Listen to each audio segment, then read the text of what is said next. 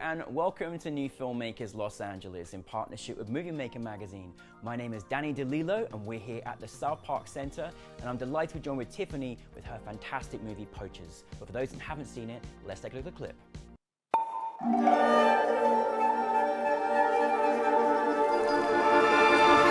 It's so easy to think nothing of these plants. In Chinese, these are called 仙人掌. Immortal plants.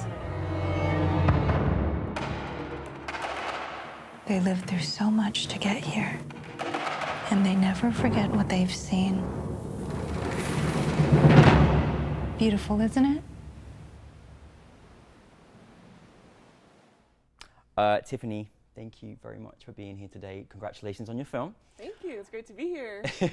For those that haven't seen your wonderful film, I absolutely loved it. I watched it 3 times, actually. Oh, wow. Tell us a brief synopsis. Yeah, so Poachers is about 2 girls the summer before they leave for college who come across this unique business opportunity of illegally harvesting and selling succulents. But along the way, their trip sort of takes a dark turn, and they really have to grapple with where they stand when it comes to morality, breaking the law, and their friendship. I love how you kind of kept this ambiguous and on the edge of our seats, like all the way through. I was like, what's going on? What's happening here? It was really, really clever. Now, you said a little bit about the festival, where the inspiration came from. Tell us a bit more about that. Yeah, so Poachers came out of this article that I read in 2019. It was about these 3 men who were arrested on the coast of California for having over $600,000 worth of succulents that they had been planning to ship to plant markets in Asia. And so these were succulents that they had gone to the coast and just like dug out of the ground, which is very illegal. Do not do that. But yeah, when I read that article, I just thought it was such an interesting story. And as I was sort of like reading more about it, I noticed a lot of the narratives tended to be from very much like the same Western sort of limited perspective. And while like I'm not trying to condone poaching or anything, I really wanted to explore a little bit more nuance of like what factors would make someone go to such lengths. And at the same time, while I was like kind of looking into it, I also wanted to tell this story from a perspective of people who you would least likely think would do that, and that would be 2 teenage girls. So that's sort of where that came from, and the rest kind of snowballed from there. They did such a great job. I thought the acting was just brilliant. Like, how did you go about bringing your cast together? They played so well off each other. Yeah, so a lot of the casting was just done like online through like Breakdown Express, Backstage, all those sort of standard like casting websites. And so yeah, that's how we found the 2 leads. One of them actually is based in LA, the other one's based in sort of the Bay Area, so we kind of met in the middle to do the shoot. And it was really awesome. Olivia Cordell and Laurel Wong, they played the 2 leads and are amazing, lovely, like hire them. John Lane, who plays the Ranger, I actually had known him from some of the other films that he had been in that like my friends did, and he's just such a wonderful comedic actor. He kind of really brings this really interesting quirk to the role, and so that's something that we really liked about that for the Ranger role. And as for the dealer as well, Christine, she was also someone that we had found online. But yeah, we were just really lucky to find such amazing actors to work with. No, I did a great job. But I always fascinated when you have an article and that article inspires you, and then you go off and make a film. Like, how does that work? Like, I mean, you've got a passage of like, obviously, you know, you've seen this in the newspaper, and then how does that process work then to turn into script and then sort of go into research as well? Yeah, so yeah, doing the research for this film was really, really interesting because obviously like there's like news articles about this, and I started kind of just diving into it online, and one thing that I actually found was there's this other documentary called Plant Heist, so it's like the other succulent heist movie. And so I actually was able to reach out to the filmmakers who made that film, and we just sort of like talked about yeah, like the research process and like different organizations or like people who would be interesting to talk to. So for example, like one of the people that we talked to, his name is Stephen McCabe. He's regarded as like the world expert on Dudleya, these like plants that are being poached. And so he gave us a lot of like really interesting information just about you know, like where they grow and like how they like came to be, and even a little bit about the like poaching circle that has kind of come about in Yeah. the recent years. The succulents that we use in the film were actually borrowed from him. They had recently they had been poached, and then they became movie stars. Oh wow. Yeah, so doing that whole research process was really, really interesting. Because like I didn't want to make it directly like from that story. Of course, yeah. So we took a little bit of like creative liberty, but still tried to stay true to like what the heart of the story is, and you know what people ultimately want to like make known about this topic. And I have admiration of always doing a outdoor night shoot. How was that experience? Any advice? Any setbacks? Any challenges? Yeah, I mean, my DP, Elias Ginsberg, is amazing, and he made it look so effortless.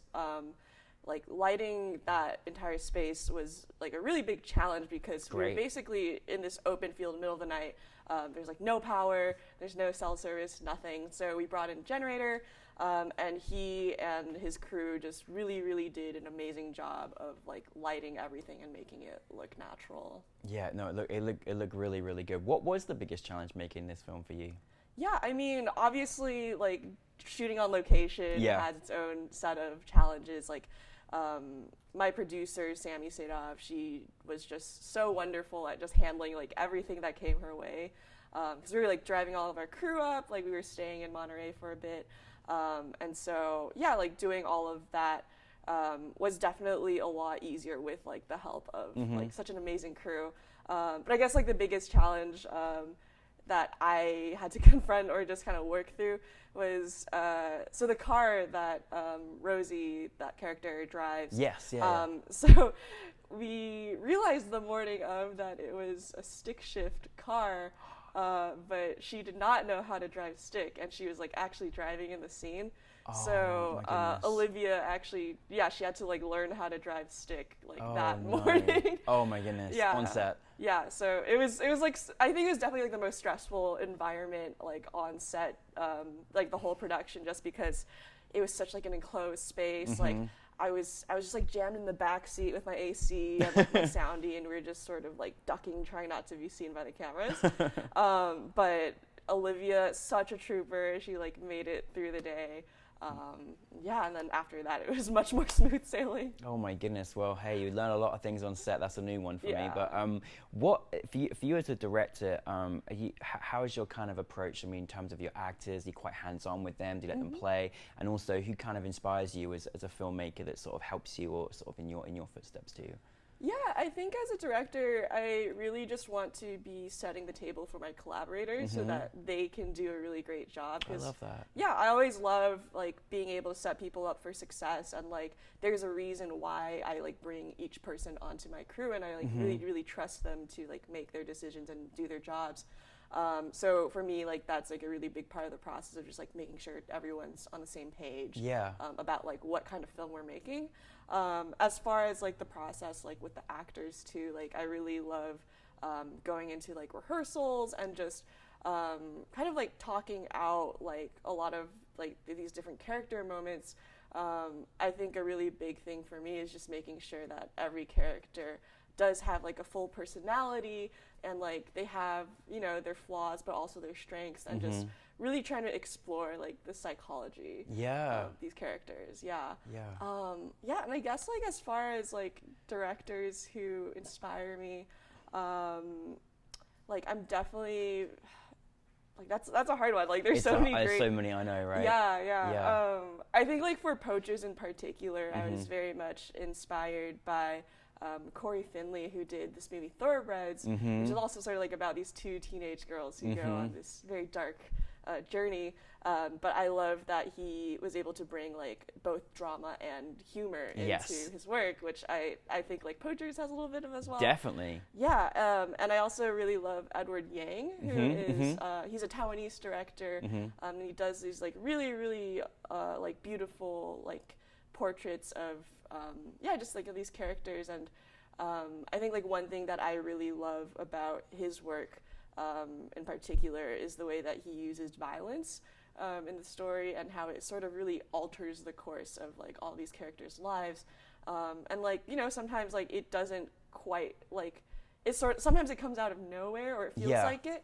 And I feel like like whenever I watch his films, it's like very effective, and the way that he uses that. You hit all the right points. I was not expecting any of the stuff that you delivered me. It was like go on this unexpected roller coaster, but really great and well done. It was so nice to actually have your film in front of an audience. How was your experience putting out there at New Filmmakers LA, other festivals? Like, how has that experience been for you? Yeah, I mean, because of like the nature of the film, it's always such a fun ride, just kind of sitting in the theater with everybody, because like I know it's coming, but like not everyone else does.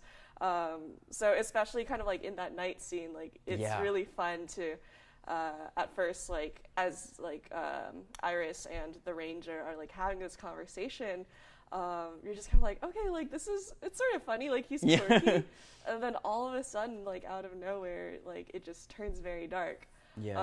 And that's always like a really fun moment of just like hearing the audience reaction. No, it was great. I heard it last night and you had really good reaction as well.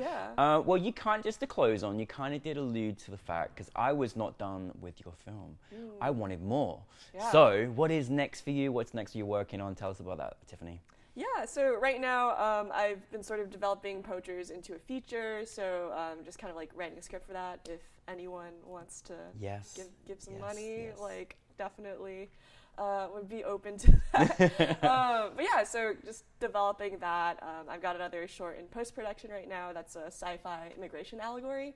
And yeah, just like working on other projects, writing a lot, just like out here making movies. Out here making movies. Well, I'm so proud. I'm so happy you brought your film to New Filmmakers LA, and I thought you gave one of the best pieces of advice I've heard in a long time, which is, you know, as a director, setting the table for your collaborators and setting them up for success. So thank you for bringing Poachers to us. We really appreciate you, Tiffany. Yeah, it's been such a pleasure. Thank you.